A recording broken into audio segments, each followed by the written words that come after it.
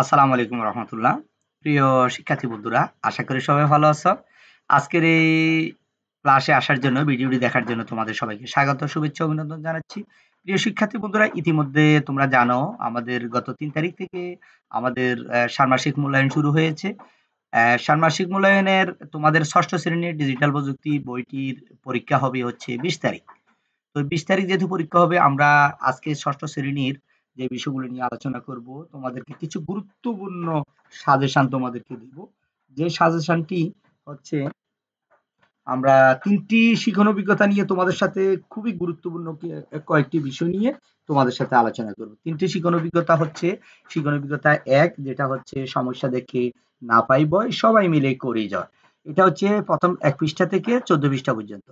তারপরে আরেকটা শিখন অভিজ্ঞতা আছে ডিজিটাল উপায়ে ডিজিটাল সমাধান, ১৫ পৃষ্ঠা থেকে ২২ পৃষ্ঠা, আমাদের বিদ্যালয় পত্রিকা, যেটা হচ্ছে ২৩ থেকে ৩৮ পৃষ্ঠা। তারপরে হচ্ছে তথ্য যুগে মোকাবেলায় মানববন্ধন, ৩৯ পৃষ্ঠা থেকে ৫৬ পৃষ্ঠা পর্যন্ত। ঠিক আছে? এখানের ভিতরে ৪টি শিখন অভিজ্ঞতা দিয়েছে তোমাদেরকে সাজেশন আমাদের বোর্ড থেকে। এগুলা থেকে কি গুরুত্বপূর্ণ যে বিষয়গুলো সবচেয়ে বেশি সম্ভাবনা রয়েছে, এখানে যে বিষয়টা ১ নম্বর সেশনে আছে, খুঁজে বের করি একটি দৈনন্দিন সমস্যা। তো তোমরা এখানে প্রথম থেকে একেবারে প্রত্যেকটি পৃষ্ঠা লাইন বে লাইন ভালো করে বুঝে নিবা। আর হচ্ছে যে বাড়ির কাজগুলো আছে, বাড়ির কাজগুলো ভালো করে বুঝে নিবা। তো তোমাদেরকে আমি এখন সবচেয়ে বেশি সাজেশন দেব গুরুত্বপূর্ণ একটি শিক্ষণ অভিজ্ঞতা। সেটা নিয়ে মূলত কথা বলব তোমাদের সাথে। সেটা হচ্ছে তথ্য ঝুঁকি মোকাবেলায় মানববন্ধন। ঠিক আছে? তোমরা রিডিং পড়বা, এই যে প্রতিটি ঘর আছে ঘরগুলো পড়বা। তবে তথ্য ঝুঁকি মোকাবেলায় মানববন্ধন এটা হচ্ছে সবচেয়ে বেশি গুরুত্বপূর্ণ। এটি এটা থেকে পরীক্ষায় আসার সম্ভাবনা সবচেয়ে বেশি আমি দেখতে পাচ্ছি। তো এখানে তোমরা শিখন অভিজ্ঞতা ১ এর যে ডিজিটাল উপায় ডিজিটাল সমাধান, শিখন অভিজ্ঞতা ১ সবাই মিলে সমস্যা থেকে না পাই ভয়, সবাই মিলে করে জয়, হ্যাঁ? ডিজিটাল উপায়ে ডিজিটাল সমাধান, এগুলা তো পড়বাই। তারপরে হচ্ছে আরো গুরুত্বপূর্ণ হচ্ছে আমাদের বিদ্যালয় পত্রিকা। তাইলে বিদ্যালয় পত্রিকাটি কিভাবে তৈরি করব, হয়তো এটাও থাকতে পারে তোমাদের জন্য। একটি বিদ্যালয় পত্রিকা কিভাবে তৈরি করতে হবে, বিদ্যালয় পত্রিকা তৈরি করার সময় কি, কি তোমার প্রয়োজন লাগবে, অ্যা কে, কে কবিতা দিবে, কে গান দিবে, কিভাবে দলটি গঠন করবে, ঠিক আছে? তো এখানে বুদ্ধিবৃত্তিক সম্পদ কোনগুলো, তারপরে কপিরাইট কি, হ্যাঁ? কপিরাইট কোন, কোন বিষয়গুলো কপিরাইট হবে, এই বিষয়গুলো নিয়ে আরো বিস্তারিত আলোচনা হবে তোমাদের সাথে, ঠিক আছে? তো এটাও আমার মনে হয় সম্ভাবনা রয়েছে আমাদের পরীক্ষায় আসায়। তো শিক্ষণ অভিজ্ঞতা ২ এর ভিতরে ডিজিটাল উপায়ে ডিজিটাল সমাধান, এটা আমি ডিজিটাল কনটেন্ট ও কনটেন্টের লক্ষ্যধর, এটা আমি মোটামুটি সাজেশন করব না। তবে আমি সবচেয়ে বেশি তোমাদেরকে ৬ষ্ঠ শ্রেণী থেকে তোমাদের পরীক্ষা ডিজিটাল প্রযুক্তি পরীক্ষা আসার সম্ভাবনা আমাদের বিদ্যালয় পত্রিকা এবং হচ্ছে তথ্যঝুঁকি মোকাবেলায় মানববন্ধন। তারপরে তোমরা প্রথম থেকে একেবারে ৫৬ পৃষ্ঠা পর্যন্ত প্রত্যেকটি লাইন বাই লাইন তোমরা রিডিংটা ভালো করে পড়ে নিবা। যেখানে বাড়ির কাজগুলো রয়েছে, হোমওয়ার্ক গুলো রয়েছে, এগুলো খুবই চমৎকারভাবে করে নিবা, তোমরা পড়ে নিবা রিডিং একেবারে। তাহলে তুমি ওখানে যে তোমাদের আম এই যে প্রকল্পটি আসবে, ইতিমধ্যে আমরা নবম শ্রেণীতে দেখেছি প্রকল্প আসছে। ওই প্রকল্প থেকে দলগতভাবে আলোচনার মাধ্যমে এগুলো উত্তরগুলো খাতায় লিখতে হয়েছে। তো শিক্ষণ অভিজ্ঞতা আমাদের বিদ্যালয় পত্রিকা, কিভাবে একটি বিদ্যালয় পত্রিকা লিখতে হয়, কিভাবে তৈরি করতে হয়, এখানে কি, কি লেখা থাকবে, কি, কি থাকবে, প্রবন্ধ কে লিখবে, গল্প কে লিখবে, হ্যাঁ? এগুলো কিন্তু খুবই গুরুত্বপূর্ণ। যেমন দেখো, আমাদের ৮ থেকে ১০ জনের একটি দল তৈরি করতে হবে। চাইলে উপহার বানানোর সময় যে দল ছিল সে দলটি আমাদের একসঙ্গে কাজ করতে পারে।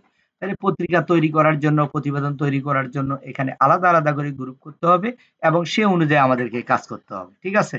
তাহলে এখানে আবার অন্যের সম্পদ সম্পর্কে জানি, সচেতন থাকি। বুদ্ধিবৃত্তিক সম্পদ আসলে কি? কোন, কোনগুলোকে বুদ্ধিবৃত্তিক সম্পদ বলা হয়? হ্যাঁ? দেখো এখানে এই যে এগুলো ভালো করে তোমরা পড়ে নিবে, যে মোনালিসা ছবিটি, এটা কি আসলে বুদ্ধিবৃত্তিক সম্পদ? তারপরে হচ্ছে আমার বন্ধু রাশেদ, এটা কি বুদ্ধিবৃত্তিক সম্পদ? কার বুদ্ধিবৃত্তিক সম্পদ?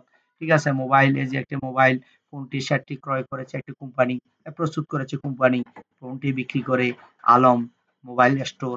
এই মোবাইল ফোনটি কি আসলে বুদ্ধিবৃত্তিক সম্পদ? এই বিষয়গুলো নিয়ে বিস্তারিত আলোচনা তোমরা ভালো করে রিডিংটা পড়ে নিবে। তবে আমি তোমাদেরকে একেবারে নিয়ে যাচ্ছি, সেটা হচ্ছে শিক্ষণ অভিজ্ঞতা ৪ এর ভিতরে।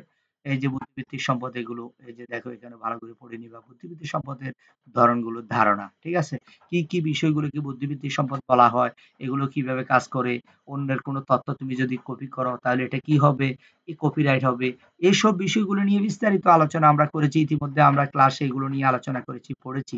আর তোমরা ষষ্ঠ শ্রেণীর যে আমার এই চ্যানেলে এমআরএস রহিম 97 এই চ্যানেলে ষষ্ঠ শ্রেণীর যে ডিজিটাল প্রযুক্তির যে প্লে লিস্টটা রয়েছে, তোমরা ওই প্লে লিস্টটাতে যাবা, গেলে ওখানে পৃষ্ঠা অনুযায়ী বিভিন্ন সমাধানগুলো আছে, যেমন বিদ্যালয় পত্রিকা তৈরি, এখানে যে বিভিন্ন বাড়ির কাজগুলো আছে, এই যে দেখো এখানে একটা খালিঘর আছে, আমাদের বিদ্যালয় পত্রিকাটা কিভাবে আঁকবে, এখানে যে খালিঘরগুলো রয়েছে, তোমাদের বাড়ির কাজগুলো রয়েছে, এগুলো বিস্তারিত আমি সমাধান করে তোমাদেরকে দিয়েছি একেবারে ষষ্ঠ শ্রেণী থেকে দশম শ্রেণী পর্যন্ত। তো সবচেয়ে বেশি গুরুত্বপূর্ণ যেটা আমার মনে হয়েছে, এটা পরীক্ষা আসতে পারে, শিখন অভিজ্ঞতা 4, তথ্য ঝুঁকি মোকাবেলায় মানববন্ধন। আমরা যে তথ্যগুলো ব্যবহার করি এটা কি পরিমাণ আমাদের ঝুঁকি হচ্ছে, এটা মোকাবেলায় একটা মানববন্ধন তৈরি করার জন্য এটা প্রকল্পটা আসার সম্ভাবনা সবচেয়ে বেশি রয়েছে। যেমন তথ্য ঝুঁকি মোকাবেলা করি, জীবনকে নিরাপদ রাখি। এখানে সেশন হচ্ছে 1, তথ্য আদান প্রদান মাধ্যমগুলো চিহ্নিতকরণ, কিভাবে তথ্য আদান প্রদান করি আমরা, এখানে যে মাধ্যমগুলো তোমরা চিহ্নিত করবা। তারপরে এখানে হচ্ছে বুদ্ধিবৃত্তিক সম্পদের তালিকা, এখানে যে পৃষ্ঠাটা রয়েছে 39 পৃষ্ঠার সমাধান, এটাও আমাদের ক্লাস 6 এর যে প্লে লিস্ট রয়েছে, এখানে আমাদের এইটার সমাধানগুলো রয়েছে, তোমরা একটু দেখে নিবা। তারপরে এখানে তথ্যযোগ্য মোকাবেলায় মানববন্ধন, ডিজিটাল নন ডিজিটাল নয়, এগুলো একটু করে ভালো করে সমাধানগুলো পড়ে নিবা। আমাদের এগুলো বিষয়গুলো বিস্তারিত দেওয়া আছে। জরিপের মাধ্যমে তথ্য আদান প্রদানের ঝুঁকি নিরূপণ। তারপরে দেখো এখানে কিভাবে তথ্য আদান প্রদান ঝুঁকিপূর্ণ হতে পারে, কোন ধরনের ব্যক্তিগত তথ্য ঝুঁকিপূর্ণ হতে পারে, তথ্য আদান প্রদান ঝুঁকিপূর্ণ হলে কি কি ক্ষতি হতে পারে, এই বিষয়গুলো বিস্তারিত ভালো করে তোমরা পড়ে নিবা, ঠিক আছে? এই যে এটারও বিষয়ের বিভিন্ন সমাধান আমার চ্যানেলে রয়েছে, ষষ্ঠ শ্রেণী প্লেলিস্টে গেলে তোমরা দেখতে পারবা। এক কথা হচ্ছে শিখন অভিজ্ঞতা 4 যেটা রয়েছে, তথ্য ঝুঁকি মোকাবেলায় মানববন্ধন, 39 পৃষ্ঠা থেকে 56 পৃষ্ঠা পর্যন্ত ভালো করে তোমরা পড়ে নিবা।